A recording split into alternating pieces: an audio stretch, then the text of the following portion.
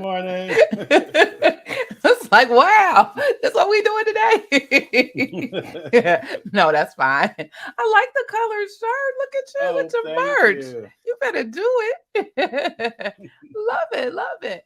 Look, Thank I'm you. having technical because I got on green and then I got a green screen. I'm like, I'm flowing in and out. I'm like, okay, so I just gonna have a head. I'm looking like the headless horseman or just a head floating around. I don't know what's going on.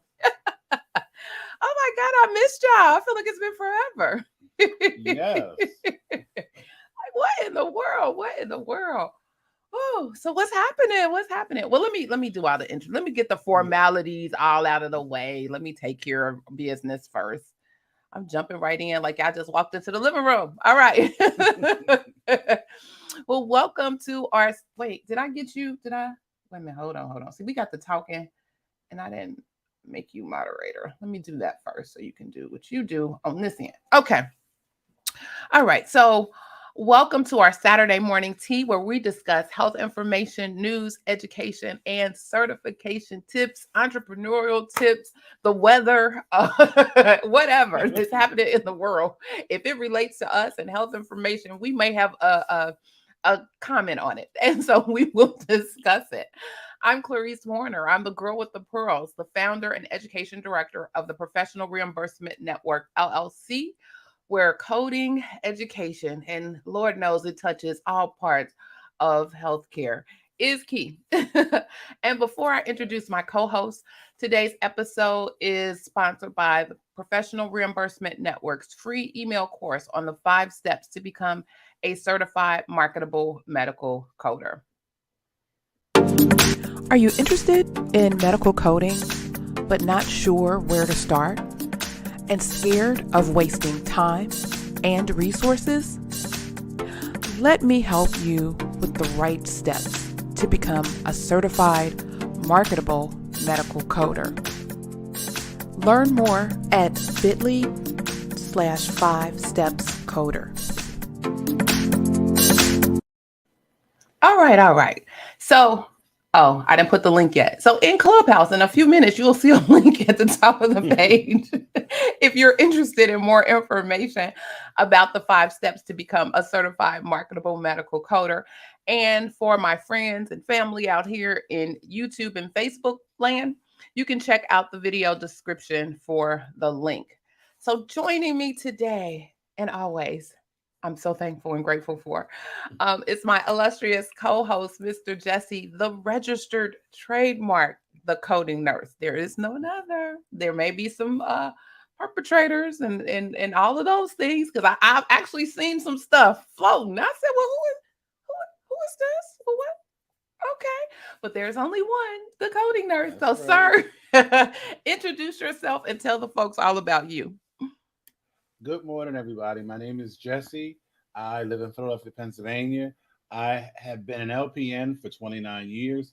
In 2014, I transitioned into the world of HIM, medical coding. And during the pandemic, I created my company, the Coding Nurses LLC, where I help other nurses and healthcare professionals transition into the world of HIM. All right, all right. Cool, cool. And how's everything going? It's coming along. Look, lately, my constituents have been fighting me tooth and nail. It has been a month.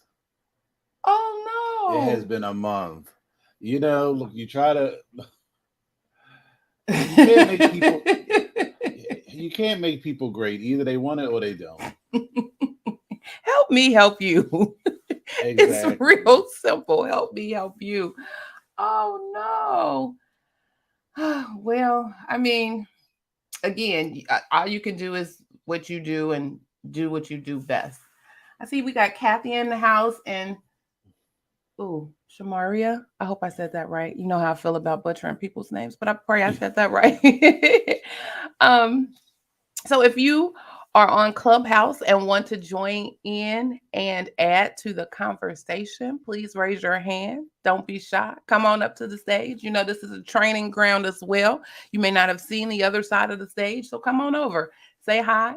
Um, uh, Ask a question, give your comment. Your opinion matters here.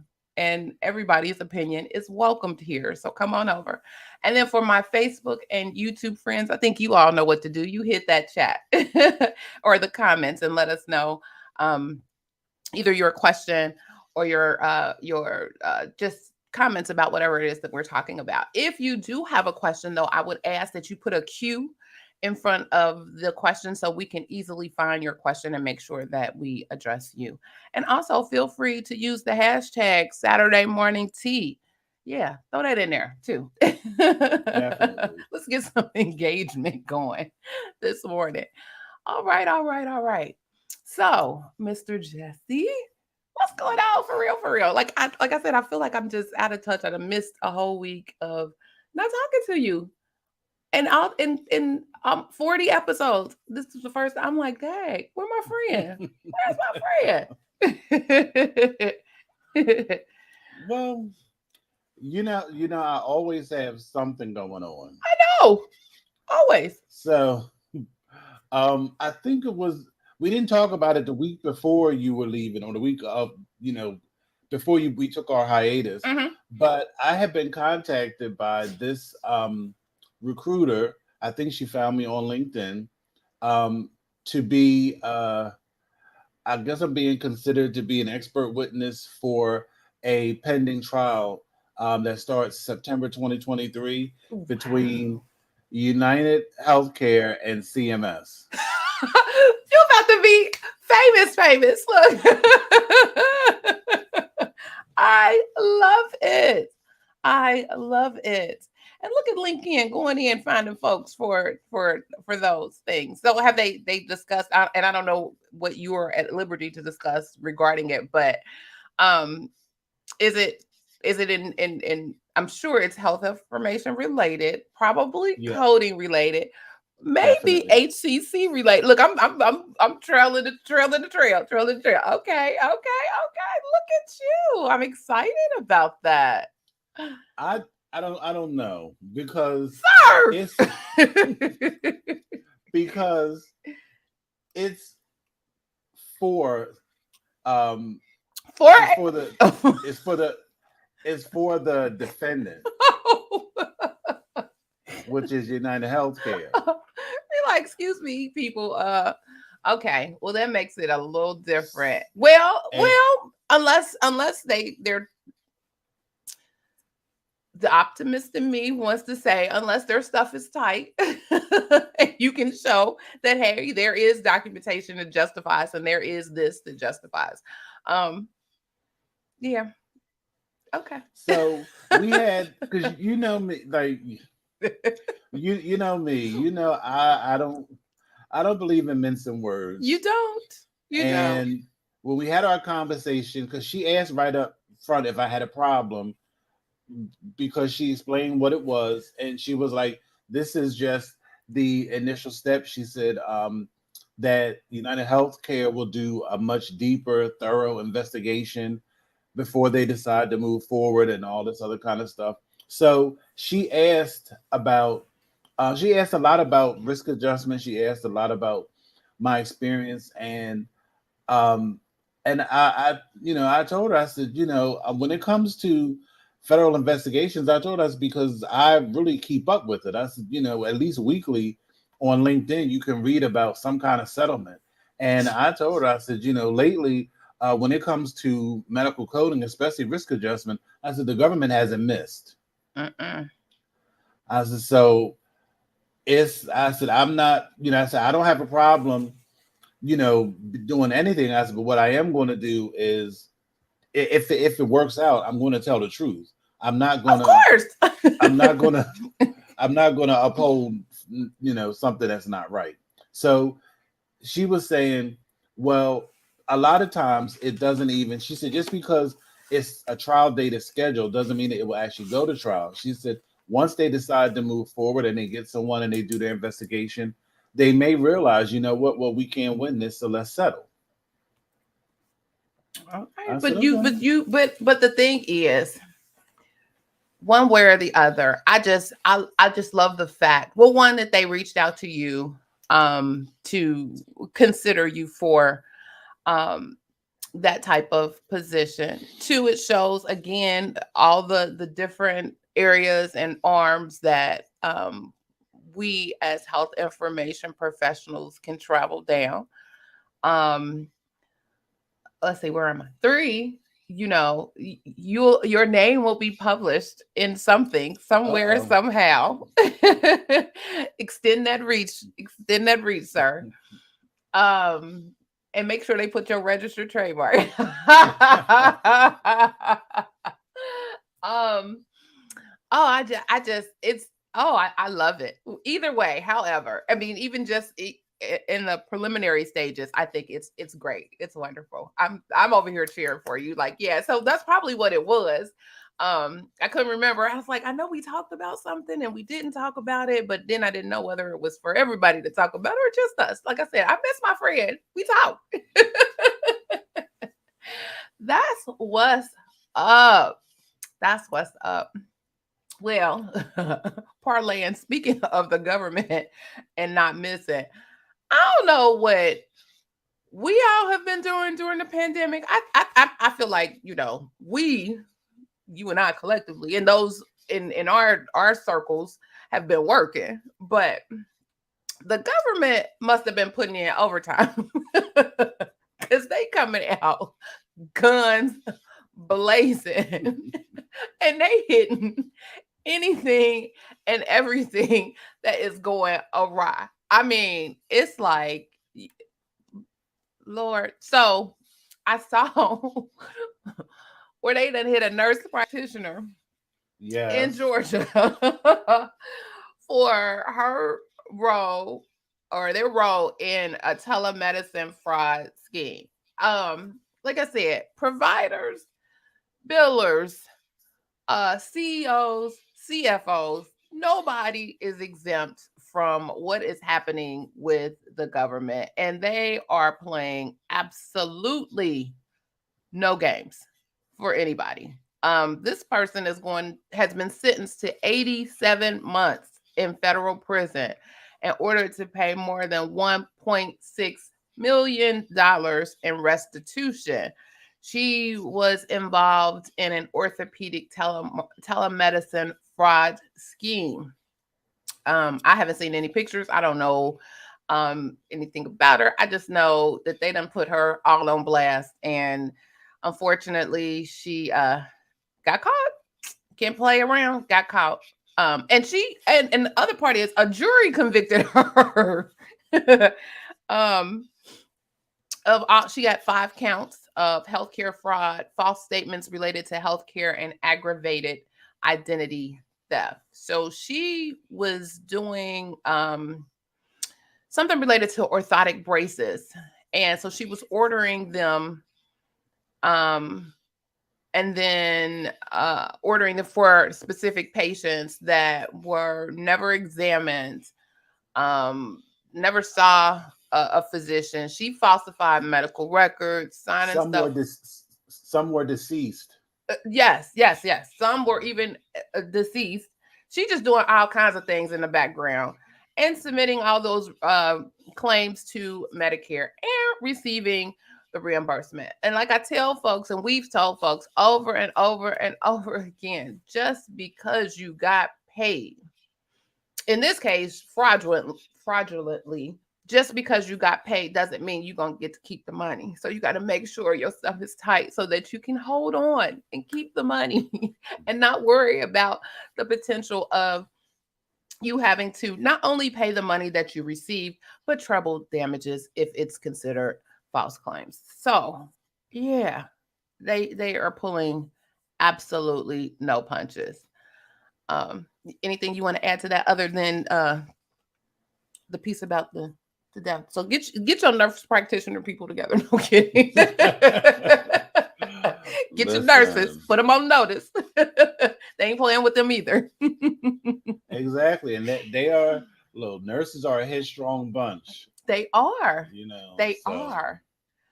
What else? There was something else I saw um about oh, I said I was going to talk about that on a video, but I'll give a preview. So We've talked about the what is it? The thing where they have to disclose the money, where they can't technically balance bill in the emergency department if the provider is out of network. No surprises, Bill. There we go. It was coming. I just had to talk my way through it. And these providers and physicians are up in arms.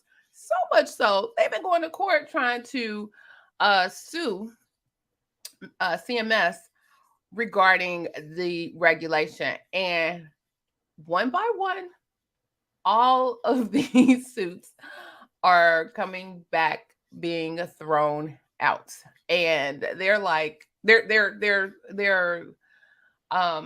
challenging them on the constitutionality of them. And that's probably where they get hit. But that's a whole other conversation. But they're throwing them out. And my thing is about this. First of all, they told everybody, CMS gave, they do a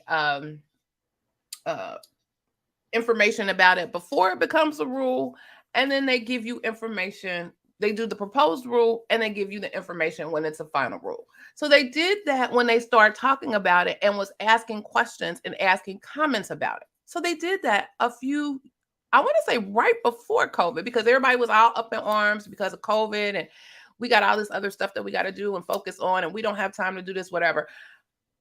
But they were trying to stall. And then you had some hospital facilities that was just flat out, I'm not doing it. I'm refusing, and I'm putting my feet in the sand.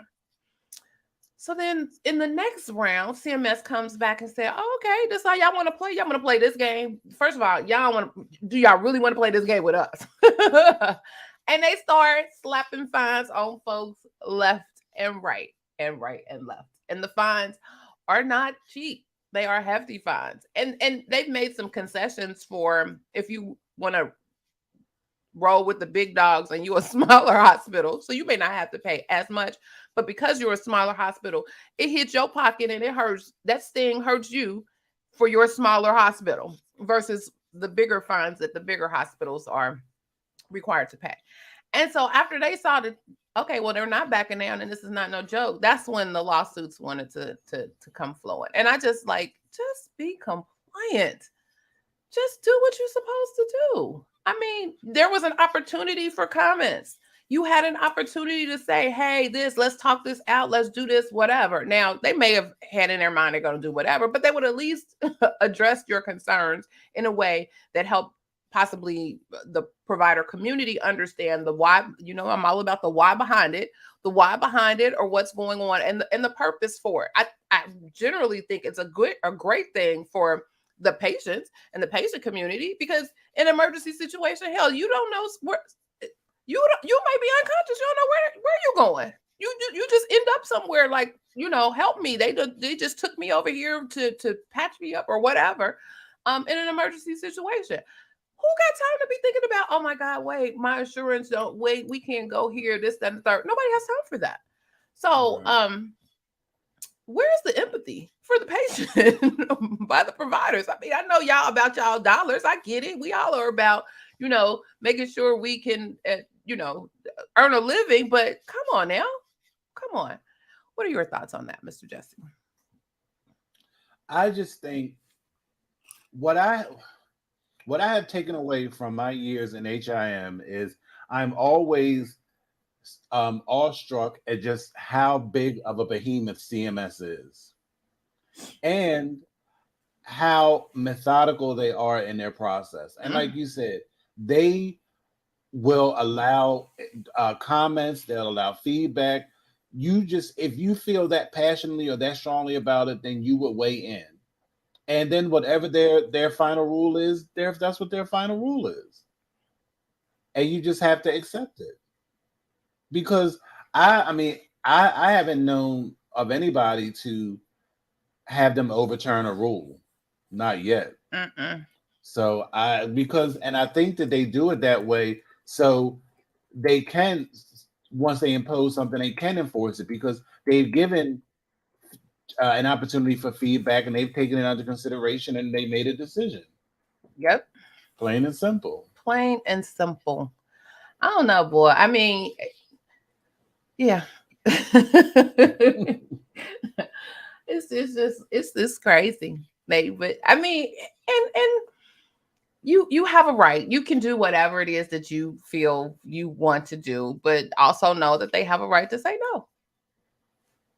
They have a right to Yep. say sorry. This is what we said. We said what we said. Do what you need to do.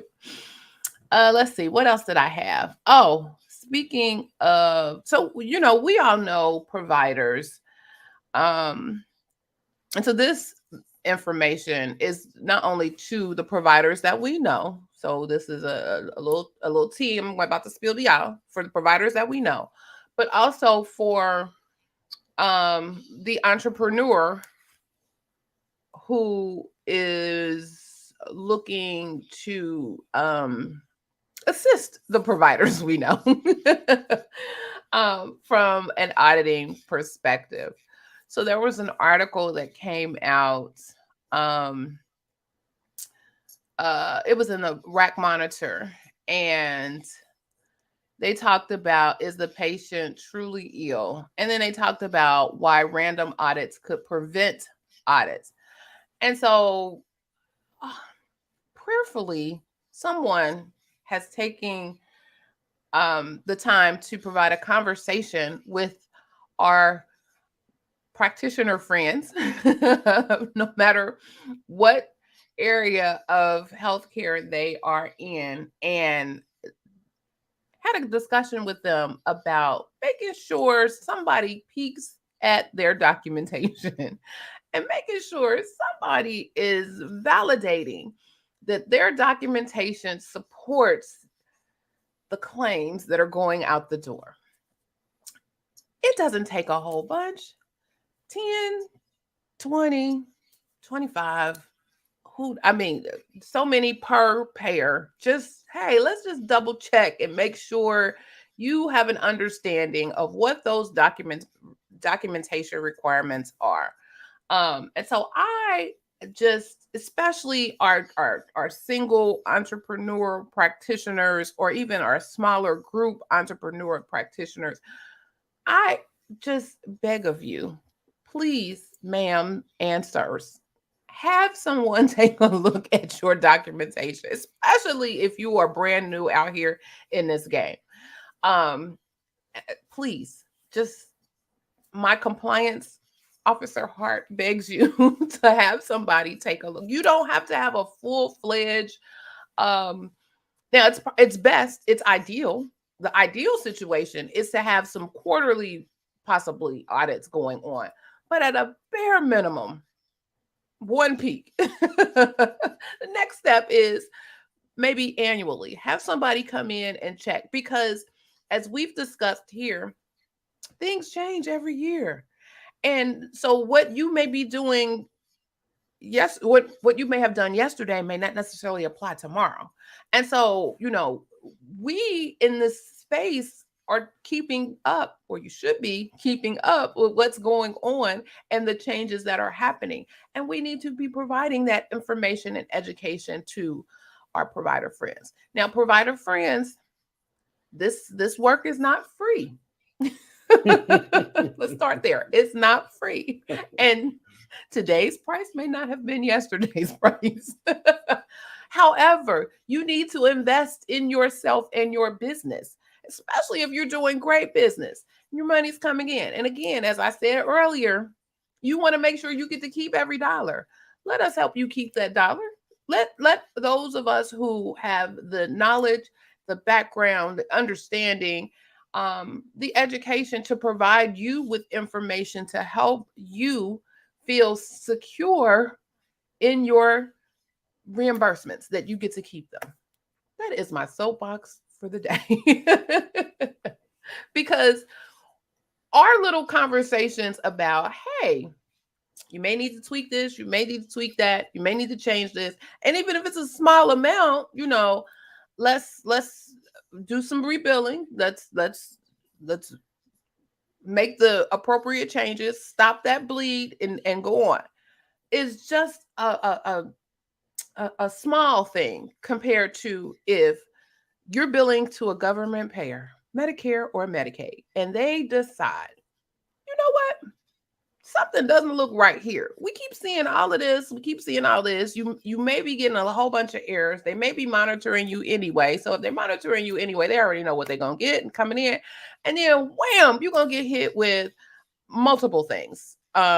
Repayments, potentially having to not be able to bill, being excluded. That's a whole worst case scenario, because there goes your business and your profession.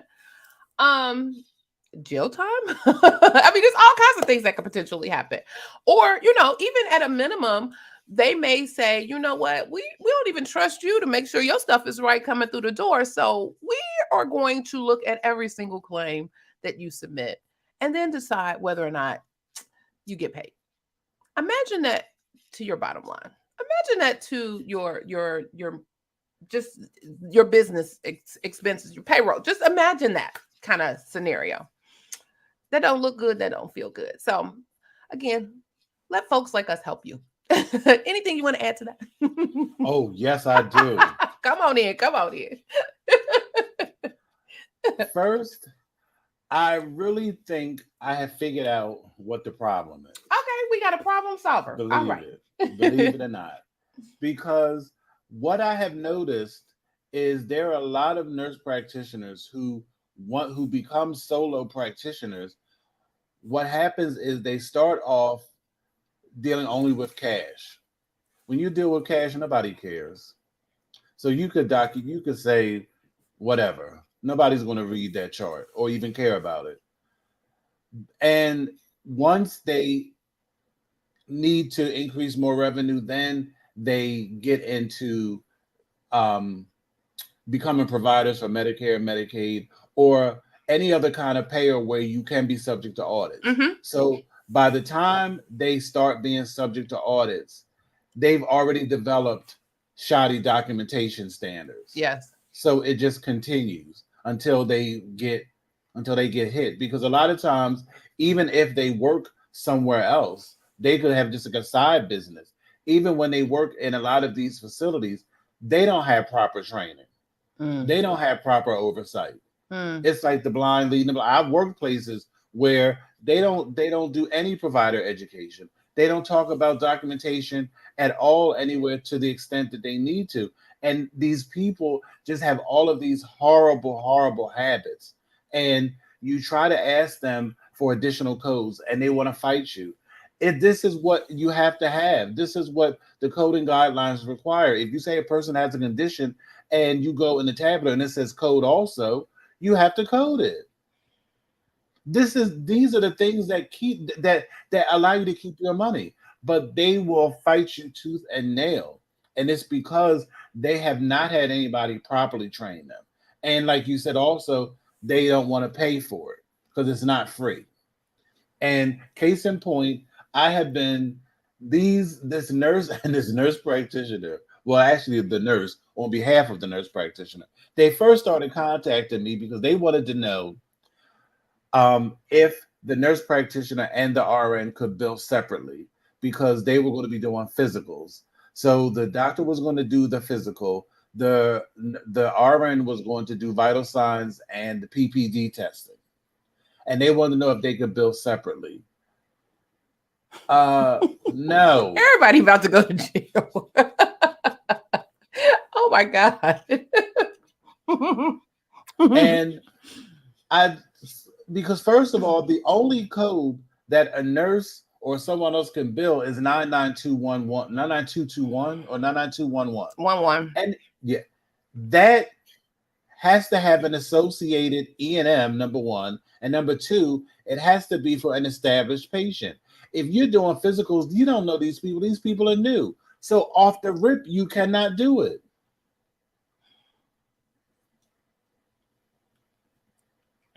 I don't know. This wow. So and the thing with in the behavioral health space, they have it's it's a whole different world over there. I promise you. It's so they have allowed, and it's good. Don't get me wrong. It's a great, if you're in that field and you're in that space and you're a practitioner, you have all kinds of options because they are allowing all kinds of folks to get an MPI and bill. Usually Medicaid, Medicare is still like with some of these providers, but Medicaid, oh, it's a free for all in a lot of states. Um, with supervision, don't get you. I mean, you can't just run amok. There definitely is supervision. Usually it's general supervision, so the person can just be contacted via phone if there's an emergency or what have you. But it's needed because there's so many issues. There's not enough people going around providing the care for people that need it. So it's a great win-win for patient community. However, to your point, you have folks that have no idea about documentation.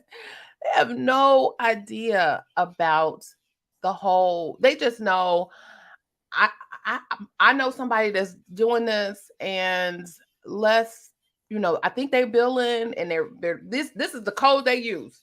This is the code they told me to put on. And this is the other code they told me to make sure I put on. And so I got all my stuff together. I'm adding these codes, I'm submitting them. And yes, no.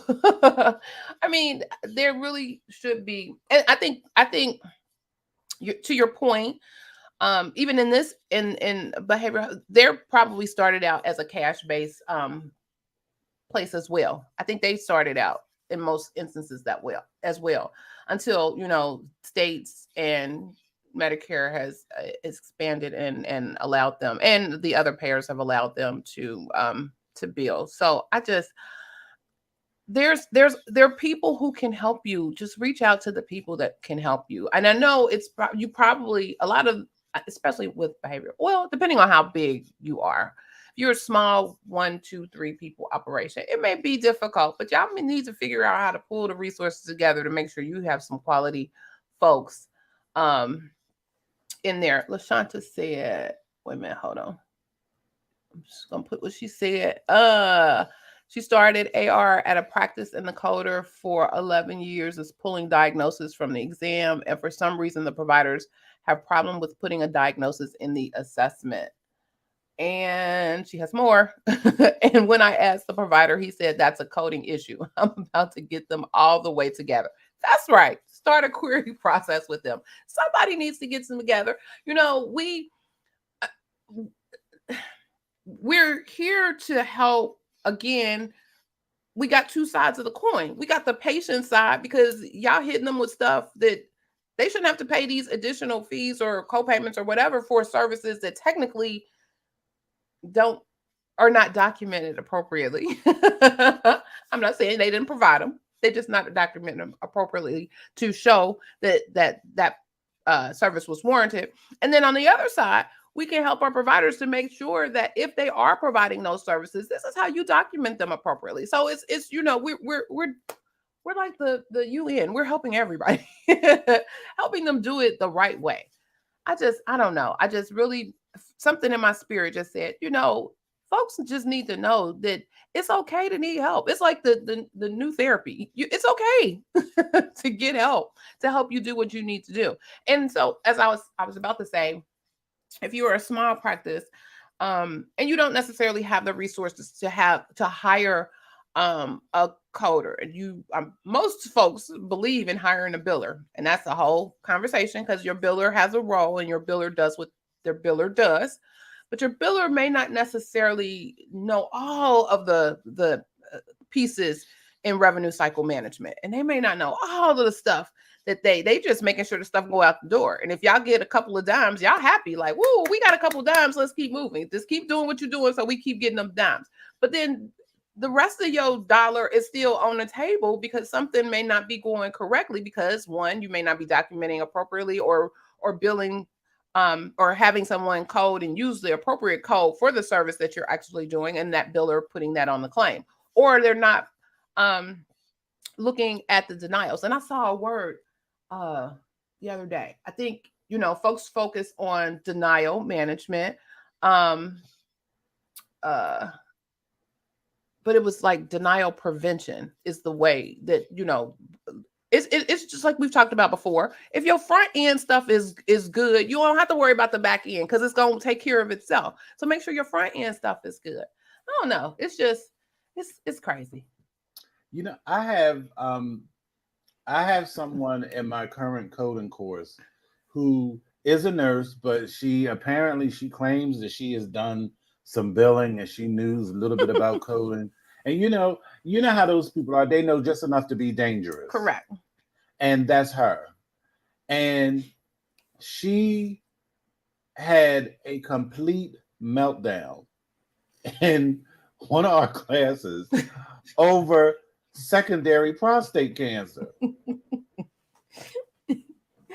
So she proceeds to tell me that she's been doing billing off and on for 11 years, and I've only been I've only been a coder for 8 years. So she went on and on about this. You say read the guidelines, and I read the guidelines, and it's not right, because it was all over someone coming for treatment of secondary prostate cancer, and it was for chemotherapy. They were coming for treatment for the secondary prostate cancer, and they had a primary site. So you have to use a Z code because the encounter is for chemotherapy. Mm-hmm. Then then after that code comes the code that's being treated. Mm-hmm. Guidelines all day. Being treated. Guidelines all day. The other one. She's like, well, why is it? Well, I put C61. Why is it wrong? That's because if you go to the column, C61 is primary. Mm-hmm. It says secondary. Well, in the guidelines, it says secondary diagnosis. I said, you're not understanding what you're reading. I said, you list the cancers as secondary diagnoses. That's what it says. It didn't say secondary carcinoma. Wow. So she finally apologized, and I went on to tell her. I said, the problem is you think you're on my level. That's what I said, and what it all comes down to is you claim that you've been doing it for 11 years. I have 9 credentials. There's not the same. There's a song in my head, don't you? Get on my level. What? Get on my level. Exactly. What? Oh, okay. I said, we're not the same, sis. And you think we are. I said, because I don't know what you did. I said, but what I can tell you, as someone who has worked as an auditor for an insurance company, whoever you work for wasn't making no money if you were doing the billing. Oh my God. Okay. So now, did a pin drop? So now when we have class, she is just as humble as pie. That energy has subsided. She comes with a different energy, a more open to learn energy, if you will. That is great. See what happens when you just have a conversation. She said flatline. It's like it's a different energy, and it's amazing to me. I shared that sentiment when you get folks in your class and they come, and it's amazing to me because they come rah like, really? Is it so? And me, I'm always well. Show me, tell me, show me. What did that just say? What did you just read? What did you hear yourself say it? Okay. Because I make it clear. In all the classes I teach, it's not what I say. Right. I didn't write these rules. Exactly. Say. I didn't write them. I did not write them, but I'm going to show you what they are and show you how to appropriately apply them. Period. Point blank. Wow. I love it. That was good. I even got a song. Look, that song going to be with me all day. Oh my. So yeah, I really just I don't know. They just said in my spirit this morning, like, you know what? Our folks need to, especially our folks, they need to know, like, it's not a game out here. You know, I sit and I think about like all of the money that I hear about, you know, that folks are billing to these payers and all the money that's going back for. I mean, it's a whole world out here. However, there's rules to it. You can't just jump in here and be like, let me put up my little tent and this is what we're gonna do, and we get out here, we sell this. No, because it's been out here for a minute. It didn't just start today, didn't just start yesterday. All this stuff has been out here for years and years and years, and so there are rules for it, and you gotta know the rules. You gotta know the rules, and if you don't personally know the rules, you need to connect and partner with someone who does, and let them help you, so that you can do what you need to do. And what people don't understand is you don't ever want to be in prepayment status. Correct. As a provider. You do not, because you might as well apply to Target. Because your revenue, because I've done it. I've worked with a provider that was in, he was so upset. Oh, I was like, sir, what have, but my thing was, they reached out to you and told you before you even got here. They have sent you where are the notifications? They've told you over and over again. You may need to check this. Hello. You may need to look at this. Hello. You just saw like, oh, I don't need this and tossed it. I don't know, but they keep tapping you. They keep tapping you until it gets to the point where it'll be like, well, we didn't tap you enough. This is what we gonna do. And when I tell you, it ties up your revenue, because when I tell you every claim gets scrutinized, it goes into a whole separate department. It doesn't even go into the regular revenue cycle of a claim. It goes to a whole another department, and every claim gets scrutinized, and it's almost like ridiculous. How are you physically signing an EMR encounter and think that's a valid signature? You have to create an addendum to your EMR. That's why you're not being paid. Or you have people who, because you have to, like, that's why you need to have people who know what they're doing. When you have people using these codes, especially going back to behavioral health, there is a code that's some kind of counseling that the patient doesn't have to be involved, but you have to have at least 3 professionals, like a counselor, a doctor, and somebody else, a therapist. It has to be 3 people. I remember reading it, 3 people. The encounter clearly only identified 2 people. Well, then you can't bill for that code. Where's the 3rd person? It's little things like that. That's unnecessary. I'm telling you, literally, I would sit there in a day, I would deny at least like a couple $1,000s in claims a day, Monday through Friday. That's crazy. LaShanta, this is so true. So LaShanta says UHC sent our provider a letter saying they noticed he bills level 4 more than his peers. The billing manager said, oh, that's a standard letter. Laugh out loud. Okay. And to the billing manager's point, it is a standard letter, because they do watch bell curves and they watch those patterns. So depending on the specialty of that provider, they're looking to see what is the norm for that specialty in that area, as far as the levels are concerned. And my thing is, and I say it all the time, it's okay to be outside the norm, but make sure your documentation supports it.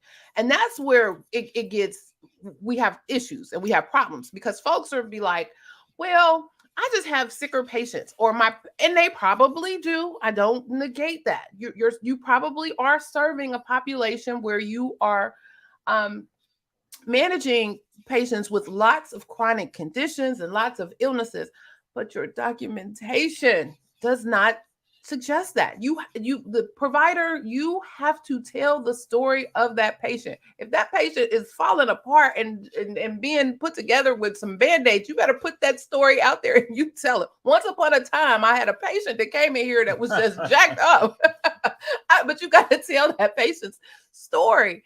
And that's how you show You know, you're the mouthpiece for that patient. The parent, they don't see that patient, you do. You're the mouthpiece for that patient, and you have to say, this is why I did it, because the patient came in here this way. This was going on with the patient. This is, and again, it's all about your medical decision making. Okay, I need to do XYZ because this is the way the patient came in, and I'm trying to help this patient. And you know, we got other things, some social determinants. They may not be Medicare or medicine compliant. They may not necessarily have the resources to do. It's all of that together tells the story of that patient, which justifies why you spent that extra amount of time with that patient, because you may have to do some additional case management or calling folks and getting resources to that patient, or that patient is just really chronically ill and just needed you to provide education and information about what's going on and how to help them get out of being non-compliant. But you have to tell the story. You can't just be like, oh, they came in, it was well, stable, no new complaints. You know, I'm like, was that just a friendly visit? Like, hey doc, how you doing? Or was something really going on? And so really the onus has always been on the provider and their documentation. So you have, again, provider, you have to tell that story. And if you are outside of what is normal for your specialty, don't fret, just make sure your documentation supports it. Now, if it doesn't, you may have a problem.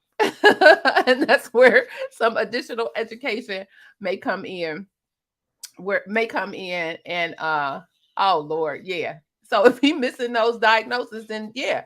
But again, your documentation has to support all of the things. And if it doesn't, then yeah, you potentially have issue there. Did you want to? I see you jumping. Well, LaShanta's ortho person, you know, he's just messed up all the way around, because when you're missing diagnosis, like, it also makes it hard to comply with medical necessity. Exactly. So, and that's the overarching, because they'll drop you for medical necessity regardless if you got anything written down on a piece of paper. Why are they here? Why are you doing that? That's all justifying medical necessity. The why. That's the key word for the year. The why. What is your why? Oh goodness. Yeah. But I think it all goes back to, I think that they need to incorporate some kind of revenue cycle training in medical school. I really do. You are exactly right. You have to get these people when they're young. You have to, because what happens in these health plans, and I get it, it is very hard and very expensive to recruit and onboard physicians. I understand that. It really is. It is. So when you have physicians, you don't want to rock the boat. You don't want to, as a plan, you don't want to push too hard, because then if they leave, then you can't see as many people. So if you can't see as many people, you can't generate as many bills. I get it. Right. But some providers you don't need. If they don't want to comply, if they're going to cause you to always be sitting up and having to defend a whole year's worth of bills, what purpose are they serving? And why take those risks? All money ain't good money. But they are afraid to get these doctors together. They on an executive level. Right. It's accountability. Level. It's accountability. Like, come on now. Come on now. And usually you hit them in their pocket. You get attention. You hit these providers in their pocket. They're like, whoa, wait a minute, hold up, because they clock in their stuff. They know the internal algorithms to these contracts that they've signed with these people, and so they know, if I do this, and this, then I'll make enough to do this and get my bonus and do whatever. So they know the rule, and so they plan it to the. Oh, she said, I love y'all. That's why I tune in every week. And we appreciate you. Thank you.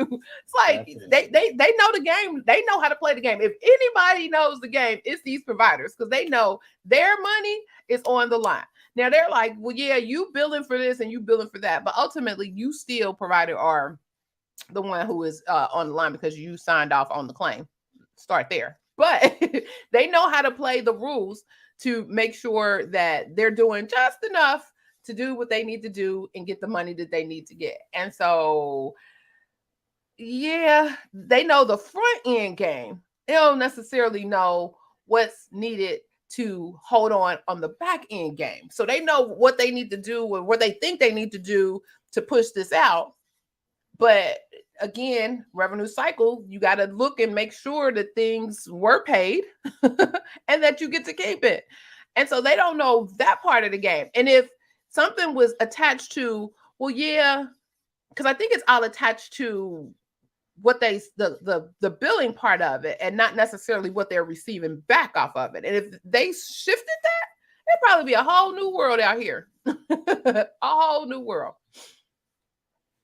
Yeah. But a lot of people, I really think that this is all moving to eventually, I mean, maybe not right away, maybe not in the next 5-10 years, but I think sooner rather than later, we're moving to this what do they call it, value-based pay reimbursement methodology, which is really nothing but risk adjustment. And they've been talking about it for years. It's going to be risk adjustment, and then you're going to have some other procedures like they do with PCS. With PCS, there's certain codes that affect the DRG. I think there are going to be certain procedures based on the level of medical decision making that's going to increase that risk adjusted value or that provider receives for that person, because they're trying to streamline it, because right now it's too complex, because people have ruined E&M. They really have. That's why they revised it, because it's so many, like five people can code the same E&M encounter and it'd be like 3 different levels. So because there are standards, but depending on where you work, well, here we did blah, blah, blah. Well, there we did blah, blah, blah. There's no consistency amongst practices a lot of times. And that causes a lot of confusion, especially as people move around. I'm going to hold my comment on that. No. No. You're right. And I think one of the important things that needs to happen in those types of situations is that there need to be some quality assessments going on with those coders, because at some point there should not always be 5 different people coming to 5 different codes. Now I can understand 5 different people coming to the same code 5 different ways. That's usually how it happens. Because you may see something in somebody else, but at the end of the day, you're all on the same page and you all agree that this is the level of service that happened. With the older rules. With the newer rule, I don't see where you would get a lot of that happening, because they've narrowed it down. Right.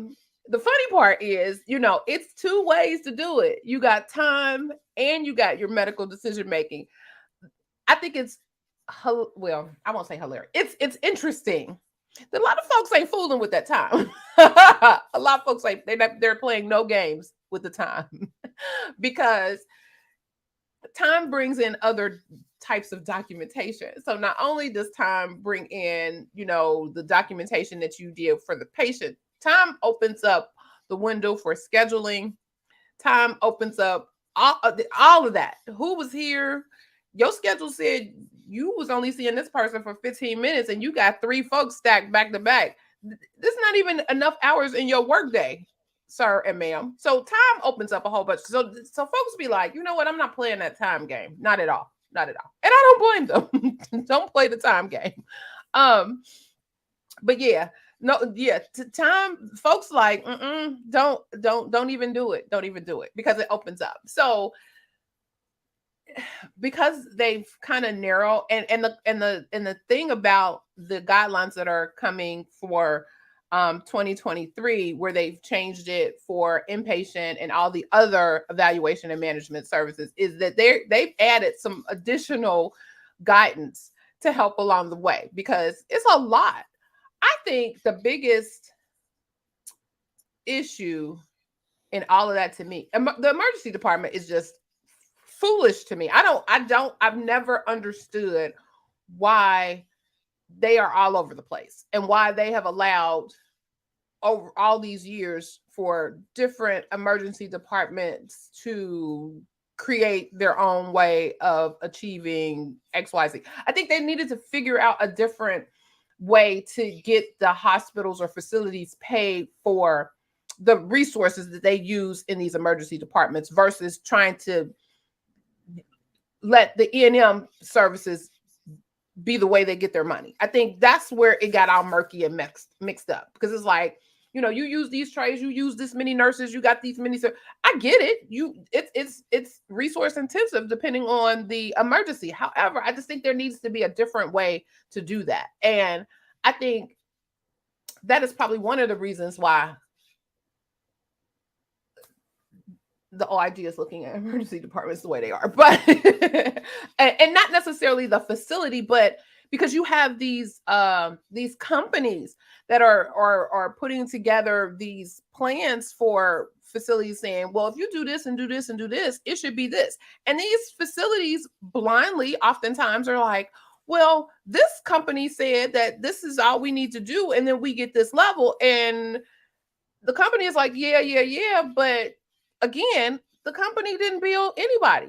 They billed you, provider. They didn't bill the Medicare or Medicaid, so they can't technically come out after them. But I think they're working their way around that too, because I think I've seen some folks start barking about, well, we're just going along with what we were instructed to do or taught to do using XYZ software or whatever. So there may be a day where they're accountable for their actions as well. I don't know.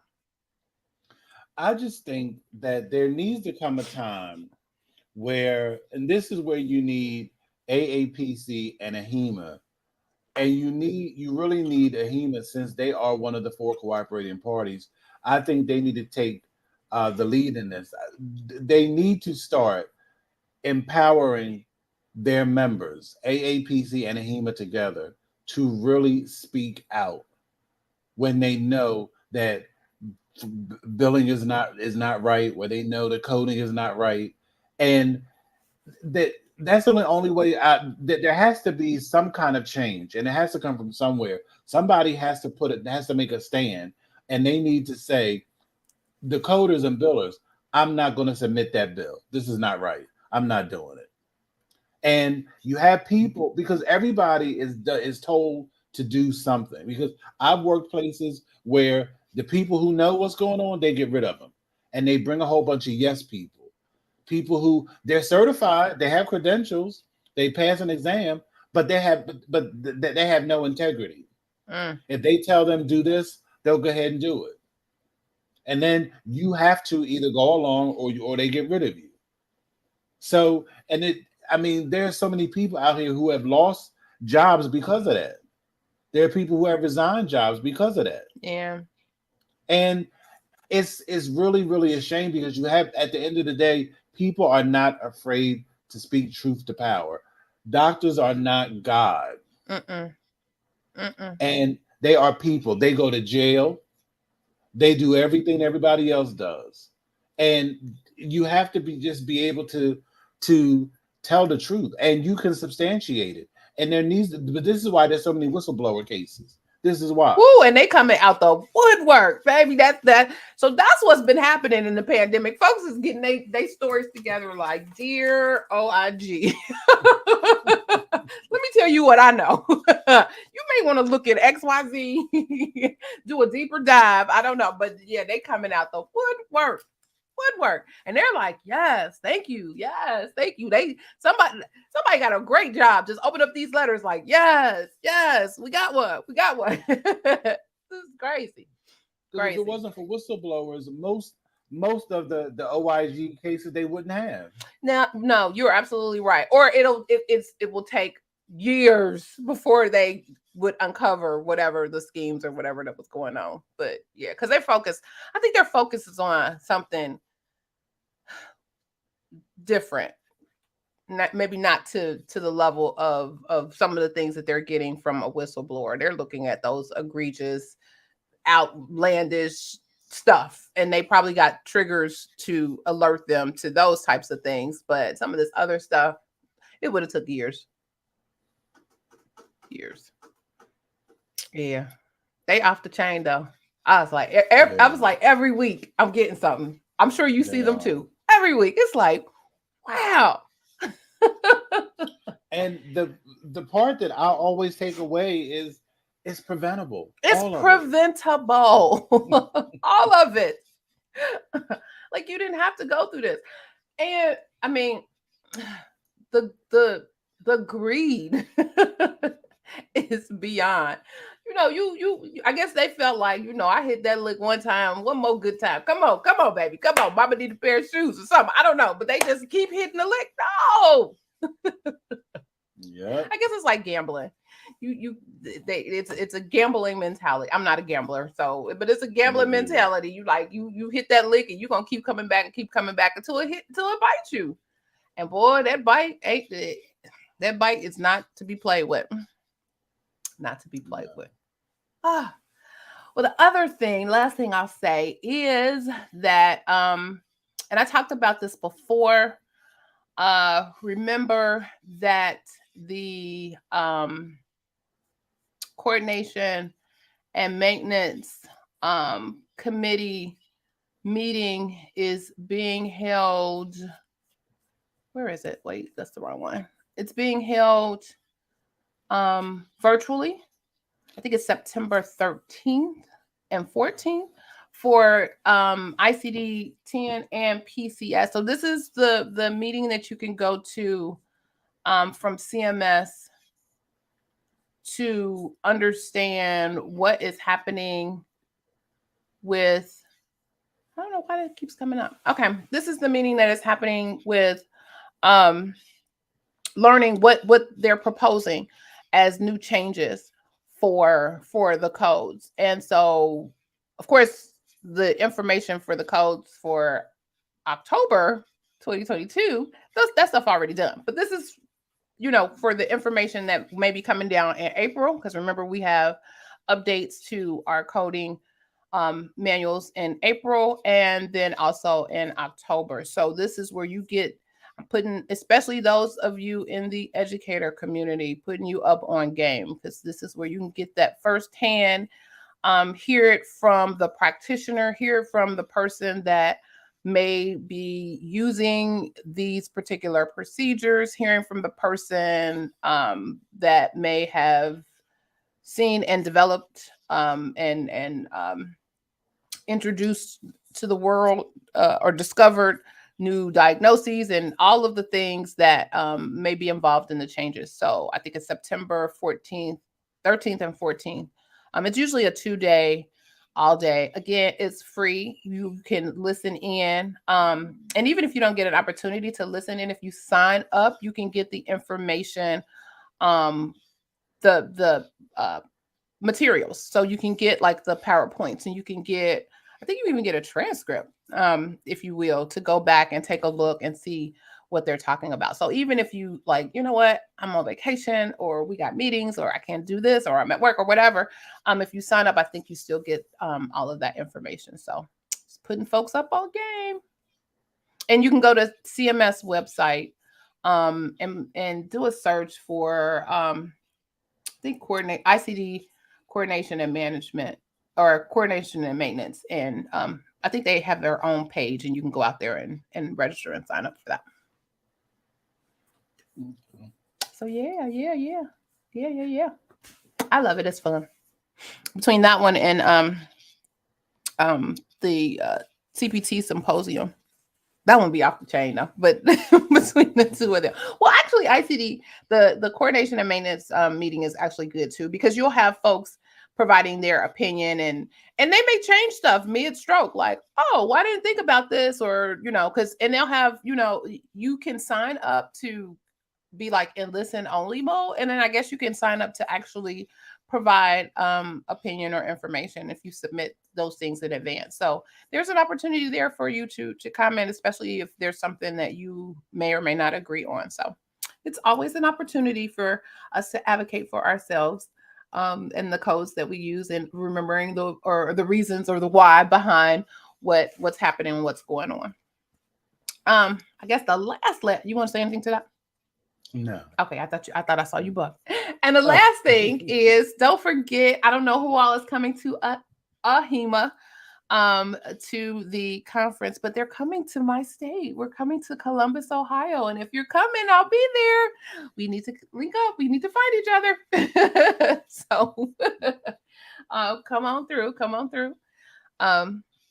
This actually, in all of my years, I've never been to an AHIMA national conference. You know, I get my CEUs from healthcare compliance because I get them for everybody. So this will be my first well, no, that's not true. This will be, I've gone to the House of Delegates portion of the national convention, but I've never stayed for the national convention. So I'll say it that way. But this will be my first time kind of peeking in rooms and seeing folks and seeing what's going on. So I'm excited. Good. Yeah. And then next year, wherever it is that they'll be, I'll be at that one too. Because then my role in my state will shift, and I'll be the president of our association, and so it'll be fun. It'll be fun.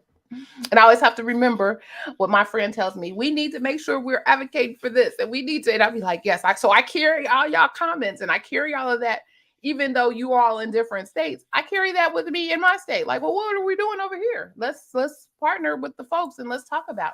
And I think the other thing is, you all don't have to be a silent voice. They need you. They need you to help move some of these gatekeepers out the way. Don't play. So get involved with your associations. Get involved on the local, state, and national level. Yeah. Be the change that you want to see. Is that the quote? Absolutely. I yes. believe it is. Mm-hmm. Well, this was good. Y'all quiet over here in Clubhouse. I'm surprised. I'm surprised. Normally I get they all here. LaShonda's like, I ain't playing with y'all. I'm gonna tell my story. Over here, YouTube world. Y'all quiet on Clubhouse. But that's cool. Hopefully, you got some information, something that you can take back. All the good things. So, Mr. Jesse, do you have any closing thoughts? We are at the top of the hour. The only closing thought I think that we can probably talk about, because you won't be here next week, right? That's your anniversary. Correct. So we won't be. Thank you for reminding me to tell folks we won't have it up one next week. But go ahead. So when we come back, I think one of the things to talk about is I had an interesting conversation, and it never occurred to me. There has been someone who is in HIM with trying to transition into HIM. Mm-hmm. They were they're a nurse. They have their RHIT mm-hmm. and their CPCA, mm-hmm. and they have not been able to find a job. Mm-hmm. And they're a nurse. Yes. Okay. So I've given them jobs to apply to, and when I had my CDI job, I tried to hook them up, mm-hmm. and so they took the test, passed the test, but something happened during the interviews. I wasn't sure what, but they didn't get picked. Okay. So in a conversation last week, they told me that they didn't feel qualified because they didn't know Excel and how to use like email and something else. Excuse me? Wait, you see my whole face. Like, what? And what made me think is I'm like, first of all, I was floored because, and I'm like, so you have people out here who have credentials but don't feel qualified because that's like a soft skill. Mm-hmm. And I'm like, because if one person feels like that, there's other people who feel like that too. Mm-hmm.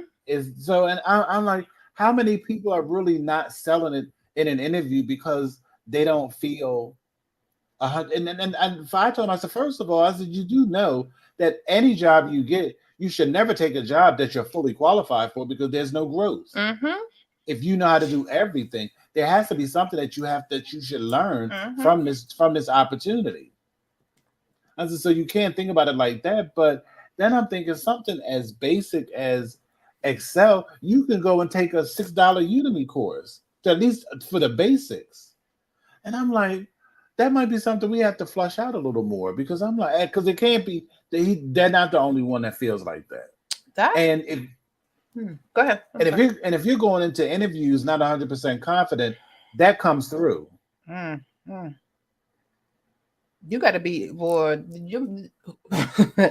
them interviews, you better be the biggest cheerleader, the rah-rah, anybody, whoever it is that you think is the best next thing to slice bread, that needs to be you when you're talking about you in an interview all day. But you're right, that I feel like, ma'am and sir, send me an email. Let's play around with some. I mean, if emails, you got me stuck at the emails. But even to your point with Excel, there are so many different places that you can learn. I think even LinkedIn has some things where you can learn Excel. Your local library. Oh my God, all kinds of places that, just putting together some Excel spreadsheets. You can do that on a personal level, like your say you're organizing some stuff and just play around with wow, that's a lot.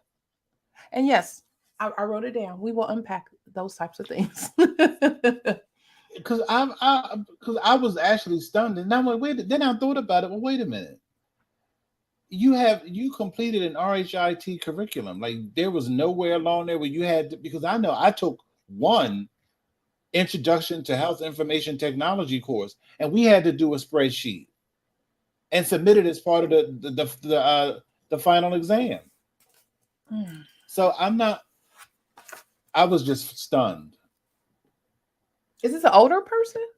Seasoned person? Well, I would say 40s. But have they worked as a nurse all this time? Mainly, yes. But so at some point they've transitioned to an electronic medical record, but you don't necessarily have to use all of that to do it. I guess I could see it, but you're right. Yeah, we can have those conversations. And you keep talking. You better call them Udemy people since you keep throwing their name out here and get you a brand deal. Like, I mean, but it's just so reasonable though. You better call them and get you a brand deal. Stop playing. Stop playing. But they're so reasonable. They really are. And I've done a couple myself. Really. Now, do they have live people teaching you, or is it primarily no? It's just the video type of thing. Yeah, that's cool. But they all have like how they all have like their private Facebook groups. Okay, so you can get more information, and and even YouTube, like y'all know YouTube and Google and all of that. Put that out, get some help. I mean, if that is too much of a financial burden for you, I know everybody ain't got the same pockets like everybody else, and you need something for free. Then there are opportunities to look at those, and so we will definitely unpack that and say what is happening. Yeah, see, Tanika just said it. It just hit me like, well, YouTube, you can get out there and do for you. Kathy said, yes, you must cheer for you. Yeah, definitely, always. Because if you don't, who will? Who will? That's what's up. Okay, yeah. And then we still need to put together our 50th episode celebration thing, whatever we're gonna do in October. So if not this week, definitely next week, you and I need to powwow. Okay. Pull all that together. So we can tell the people, so we can have our live session, invite people out. Look, we're about to do a whole town hall meeting. We're going to spill the tea. Spilling the tea in Philly. You know me, I'll come up with something. That'll be fun. That's gonna be fun. I'm excited about that. Cool, cool, cool. Well, thank you all again for joining the Saturday morning tea. Again, was the tea spilled? Was the tea spilled? Absolutely. Yes, yes. Hey, Asha, where you been? No, okay. I see her out here. Um, if this information was valuable for you, help us share this message with others by liking the video, sharing the video, and subscribing to our channel. Last but certainly not least, to make sure you go out and check out the Coding Nurse channel on YouTube. He has some nuggets over there. So you got the professional reimbursement channel and the Coding Nurse channel. You want some information? You want some more of this tea? Want a bigger portion of this tea? Go on and get some of that information that we spilling over there. Okay. Also for my Clubhouse folks, make sure you click on the greenhouse to join our club and get in on all the fun that we have. And of course, you'll be notified of our live broadcast. Did you know what I did this morning? Well, last night when I was putting all these together, why was it at 9 p.m.? And I was like, where is it? Why is it not showing up on my calendar? And when I saw it, I said, oh, because it says 9 p.m. Who's going to be here at 9 p.m.? So I had to quickly edit that so that we can open the room for today. User error. I make mistakes too. We all right. do. So again, this has been great. You are welcome, Vicki. Thank you for being here. This has been a great session. Thank you all for joining. And hopefully you have a great weekend. I have a whole 10-page paper I need to write. It's a yeah, it's a whole situation. I'm like, I guess I better enjoy everything that I've done last week and what I'm doing next week. Because today I'll be sitting in front of the computer all day writing a paper. Bless my whole heart. Y'all cheer me on. Send some prayers Definitely. up. Send some prayers up. And that's the damn draft.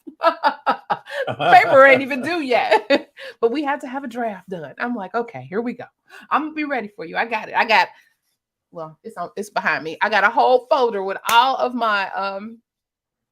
the reference material. So I'm just going through and pulling my stuff and talking about it. I'm talking about the intersection of law, medicine, and ethics as it relates to our disability community when it comes to natural disasters and or COVID-19.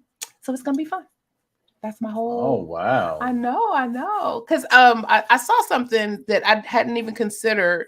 They talked about, I love New Orleans. They talked about Katrina, which just broke my heart. And there was a YouTube video that talked about the disabled community. I had never even considered. Like, oh my God. Like, I had never considered. And to see what had happened to people who were they can't walk, people couldn't come in and get them. And they're literally watching themselves about to die because it's flooding right there it was horrible. And so that's what triggered me to focus on them. Well, are you on TikTok at all? I am. Well, you need to check out Crutches and Spice. Okay. Crutches and Spice? Crutches and Spice, yeah. Okay. She's disabled and she's a disability advocate. Okay. She talked about COVID and disability and it's amazing. Okay, yeah, I will check that. Look, I can use within my peer-reviewed information, I can use other resources as well. So I'll check her out and see what she has. I appreciate that. Thank you. But yeah, after seeing that, I was just, oh God, my heart hurt all over again. I was like, oh my God, I didn't think about what happened. And, because my thing was like, why wouldn't they leave? Why wouldn't they leave? And it's like, well, sweetie, some people couldn't leave, literally couldn't leave. So yeah. But yeah, so that's what I'll be doing today. So hopefully you all will have something more fun than what I have got going on. Remember, we won't be here next week, but we will be here following week, guns blazing and unpacking some of these soft skills. So yes. I will take some time and pull some together. And you can take some time and look and pull some stuff together that we can share with the folks that's out here in these health information streets. All right. Well, again, Have a great weekend. Thank you all for joining. Like the videos, share the videos, all those great things. We need some engagement. We need to make sure that other people are seeing the information that we are putting out here. And the only way we can really do that is with you. So appreciate you in advance. Remember, be safe, be kind, and don't wish for it, work for it. And until next time or 2 weeks from now, we'll see you then. Take care. Bye bye. Happy Bye bye. anniversary. Thank you. Thank you.